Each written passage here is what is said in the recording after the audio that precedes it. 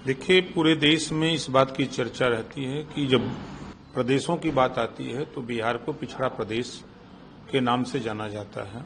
ऐसा लोग कहते हैं और है भी, हम भी मानते हैं। एनडीए सरकार और देश के प्रधानमंत्री जी की पहल है, सोच है कि और प्रदेशों की तरह बिहार भी विकास के रास्ते पर जाए। जो काम वहाँ नीतीश जी ने किया है, जो लंबे समय तक शासन लालू जी का था, तो गांवों तक बिजली पहुंचाने के बजाय लोगों को समझाते थे उल्टा कि रोशनी रहेगी तो सिपाही आगे पकड़ लेगा, सड़क रहेगी तो जल्दी पुलिस आ जाएगी। आज उस बात को नीतीश जी ने घर घर बिजली पहुंचा दी। जैसे यूपी में योगी जी ने घर घर बिजली पहुंचा दी, उसी तरह वहां नीतीश जी ने घर घर बिजली पहुंचा दी। सड़कें गांव तक पहुंच गई बिहार में।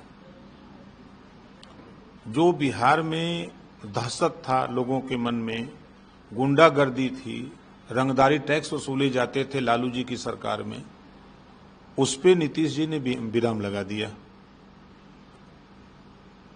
आज खुशी से लोग अपना मकान बना रहे हैं, कहीं किसी से कोई रंगदारी टैक्स नहीं मांग रहा है। और आज विकास के लिए मोदी जी और नीतीश जी एनडीए में सब लोग मिलकर के बिहार को प्रगति की तरफ ले जाने के लिए प्रयास हो रहा है।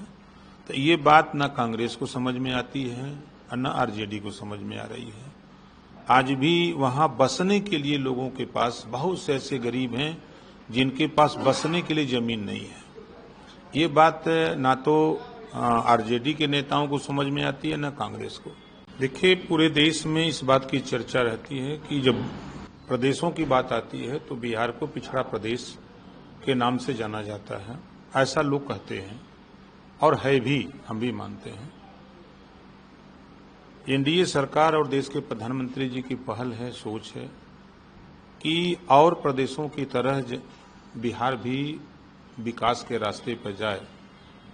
जो काम वहाँ नीतीश जी ने किया है, जो लंबे समय तक शासन लालू जी का था, तो गांवों तक बिजली पहुंचाने के बजाय लोगों को समझाते थे उल्टा कि रोशनी रहेगी तो सिपाही आगे पकड़ लेगा, सड़क रहेगी तो जल्दी पुलिस आ जाएगी।